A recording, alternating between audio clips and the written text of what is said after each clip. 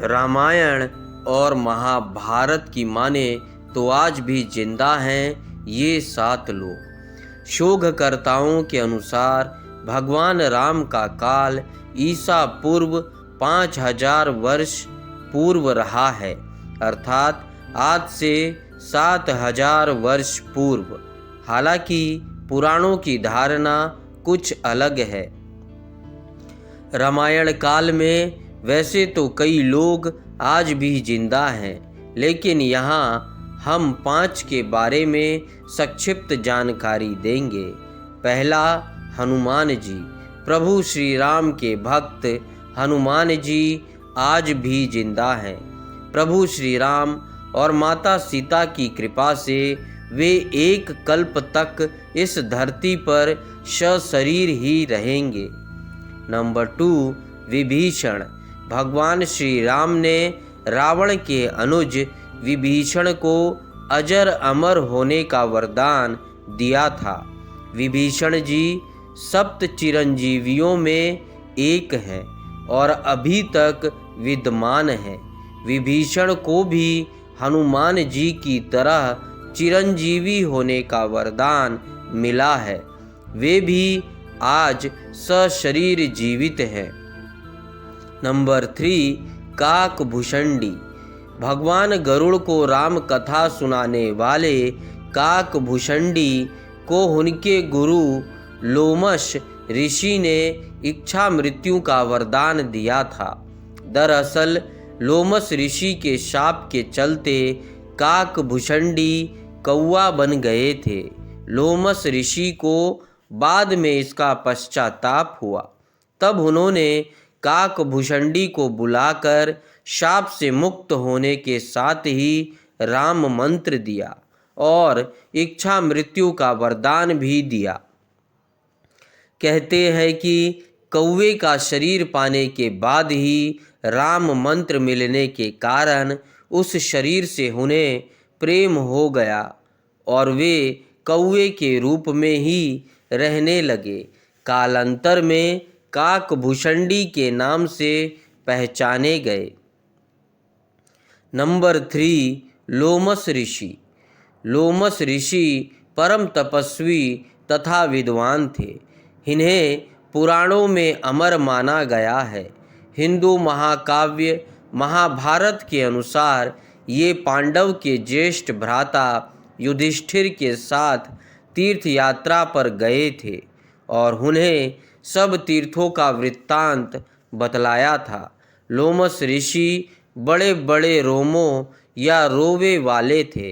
इन्हें भगवान शिव से यह वरदान पाया था कि एक कल्प के बाद एक रोम गिरे और इस प्रकार जब मेरे शरीर के सारे रोम गिर जाए तब मेरी मृत्यु हो जाए। नंबर 5, जामवंत। अग्नि के पुत्र जामवंत को भी प्रभु श्री राम से कल्प के अंत तक जीवित रहने का वरदान मिला हुआ है। माना जाता है कि देवासुर संग्राम में देवताओं की सहायता के लिए जामवंत का जन्म अग्नि के पुत्र के रूप में हुआ था। उनकी माता एक गंधर्व कन्या थी। सृष्टि के आदि में प्रथम कल्प के सतयुग में जामवंत जी उत्पन्न हुए थे। जामवंत ने अपने सामने ही वामन अवतार को देखा था। वे राजा बलि के काल में भी थे। राजा बलि से 3 पग धरती मांगकर भगवान वामन ने बलि को चिरंजीवी होने का वरदान देकर पाताल लोक का राजा बना दिया था। वामन अवतार के समय जामवंत जी अपनी युवा अवस्था में थे। जामवंत को चिरंजीवियों में शामिल किया गया है। नंबर 6, मुचुकुंद। मानधाता के पुत्र मुचुकुंद त्रेता युग में इक्ष्वाकु वंश के राजा थे। मुचुकुंद की पुत्री का नाम शशिभागा था। एक बार देवताओं के बुलावे पर देवता और दानवों की लड़ाई में मुचुकुंद ने देवताओं का साथ दिया था, जिसके चलते देवता जीत गए थे। तब इंद्र ने उन्हें वर मांगने को कहा। उन्होंने वापस पृथ्वी लोक जाने की इच्छा व्यक्त की। कहते हैं कि तब इंद्र ने उन्हें बताया कि पृथ्वी पर और देवलोक में समय का बहुत अंतर है, जिस कारण अब वह समय नहीं रहा और सब बंधु मर चुके हैं। उनके वंश का कोई नहीं बचा। यह जान मुचुकुंद दुखी हुए और वर मांगा कि उन्हें सोना है। तब इंद्र ने वरदान दिया कि किसी निर्जन स्थान पर सो जाए, और यदि कोई उन्हें उठाएगा तो मुचुकुंद की दृष्टि पड़ते ही वह भस्म हो जाएगा। द्वापर में जब काल्यवन और कृष्ण में द्वंद्व युद्ध का जय हो गया, तब काल्यवन श्री कृष्ण की ओर दौड़ा। श्री कृष्ण तुरंत ही दूसरी ओर मुंह करके रणभूमि से भाग चले और काल्यवन उन्हें पकड़ने के लिए उनके पीछे पीछे दौड़ने लगा। श्री कृष्ण लीला करते हुए भाग रहे थे। काल्यवन पग पग पर यही समझता था कि अब पकड़ा तब पकड़ा। इस प्रकार भगवान बहुत दूर एक पहाड़ की गुफा में घुस गए। उनके पीछे काल्यवन भी घुसा। वहां उसने एक दूसरे ही मनुष्य को सोते हुए देखा। उसे देखकर काल्यवन ने सोचा, मुझसे बचने के लिए श्री कृष्ण इस तरह भेष बदलकर छुप गए हैं।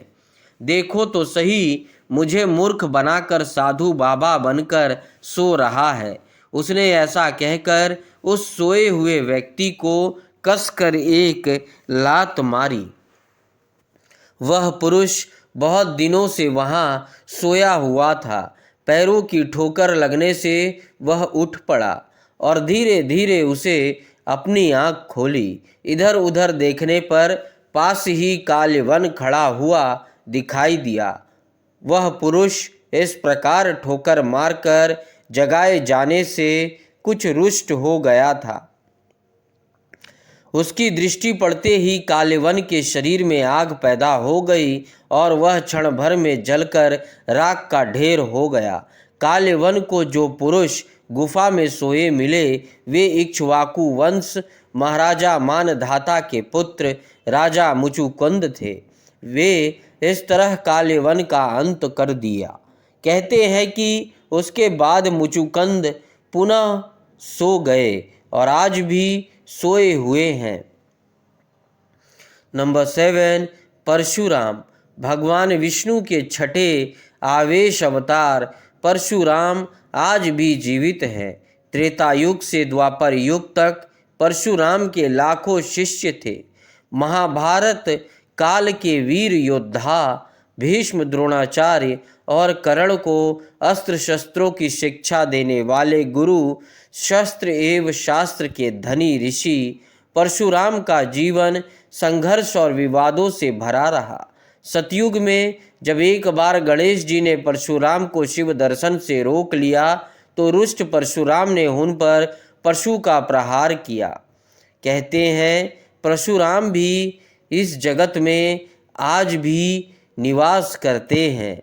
पौराणिक कथा में वर्णित है कि महेंद्रगिरी पर्वत भगवान परशुराम की तप की जगह थी और अंततः वह उसी पर्वत पर कल्पांत तक के लिए तपस्यारत होने के लिए चले गए थे। इसके अलावा महाभारत के एक पात्र अश्वत्थामा भी आज भी इस धरती पर जीवित है।